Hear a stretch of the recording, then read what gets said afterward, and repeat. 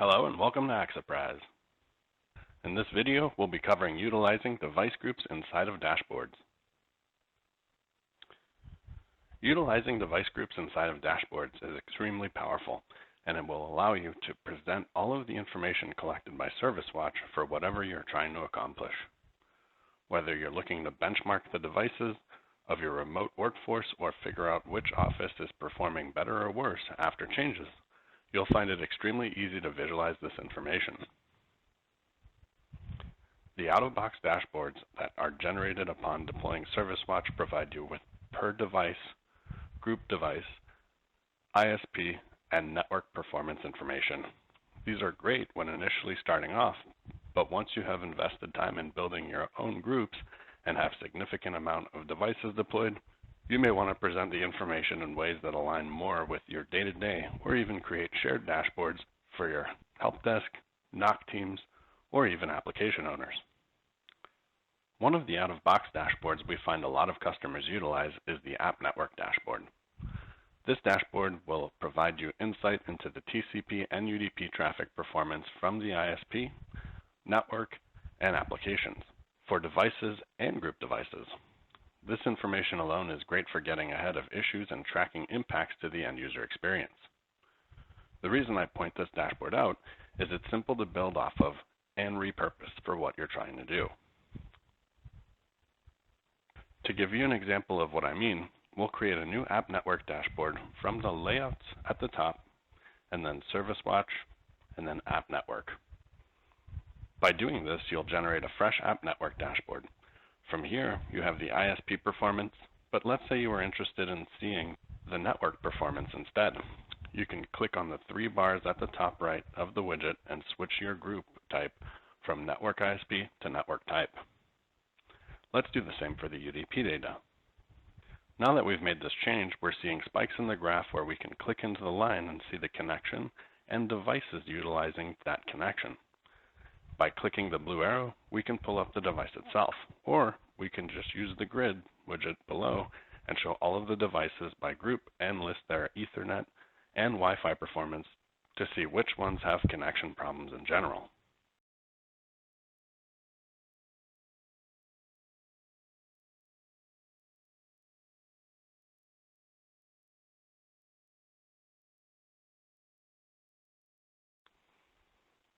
At the bottom of the App Network dashboard is the application latencies also. Let's move those up.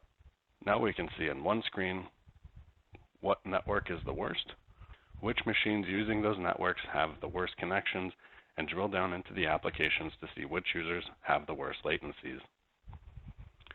There are some important items to consider when building a new dashboard. The first is who the dashboard is for. Are you building the dashboard for someone who has access to Acceprise? Or will this be embedded in a Teams or SharePoint or something along those lines? You can build dashboards for yourself, or you may want to build the dashboards a specific way that makes sense for each team. You will also want to show the appropriate information. A dashboard built to show benchmarking groups over a period of time may not be as useful to a level 1 engineer working on a troubleshooting issue as a dashboard that shows the current information. Something else to take into account is how you present the information. What I mean by that is a scorecard showing specific resource utilization may not be insightful as a graph or grid depending on the situation. There are quite a few widgets available when building these dashboards, and using the correct one in each situation can be extremely valuable. The graph widget is excellent for visualizing a certain metric such as CPU or memory of a group over a period of time, and also has the average experience score of that metric as the orange line.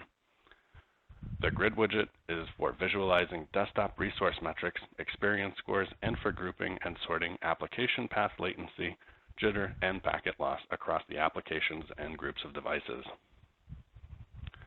Scorecards are used for displaying a performance metric trend over a period of time for a group of devices. The device group charts are great for charting out the ISP, network, or device's TCP/UDP latencies, and you can use the device user search to find specific users' devices, find the devices on a certain network, or using a specific ISP. As we wrap up this video, I just wanted to review some key use cases for utilizing dashboards alongside device groups. These dashboards are a great way to share information, whether it be inside of Exaprise with the shared dashboard feature or by embedding the dashboards into tools used internally such as Microsoft Teams, SharePoint, and any other that support embedding. They are excellent for tracking performance and to know when devices need to be upgraded or can be deprecated, as well as pinpointing which network or ISP is having issues currently. You'll find it much faster to troubleshoot a user, application, or network issue with the right information presented in the best way, which is the way that you want it. That wraps up our video. Thanks for watching.